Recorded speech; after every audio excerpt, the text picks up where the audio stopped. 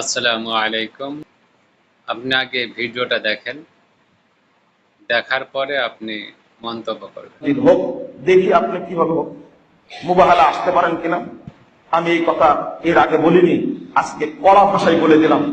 আর বললাম, অনুরোধ করলাম, যদি কোনো জায়গায় ত্রুটি থাকে, কোনো জায়গায় ভুল থাকে, কোনো জায়গায় অশুদ্ধ থাকে, সেইটা শুধরিয়ে নিয়ে, কারণ মোহাম্মদ রাসূলুল্লাহ সাল্লাল্লাহু আলাইহি ওয়াসাল্লাম ভুল করে গেছেন, সাহাবীরা ভুল করেছেন, তাবেঈরা ভুল করেছেন, আমাদেরও ভুল হতে পারে।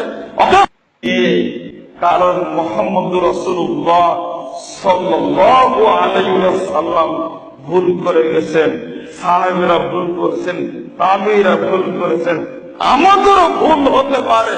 আচ্ছা, আপনি এবার বলেন যে এই ধরনের আকীদা, এই ধরনের বিশ্বাস যদি নবীর প্রতি থাকে, তাহলে এদেরকে কিভাবে আপনি বলছেন যে সর্বশ্রেষ্ঠ আলেম, ইনারাই সব থেকে সহি আকীদায় রয়েছে? আপনি কিভাবে বলতে পারেন? আপনার কি একবারও বিবেক নাড়া দেয় না যে নবী করিম সাল্লাল্লাহু আলাইহি ওয়াসাল্লাম কি বলেছেন, কেমনভাবে ইসলামকে মানতে বলেছেন, আর আপনারা কেমনভাবে মানছেন আর কাকে শুনছেন?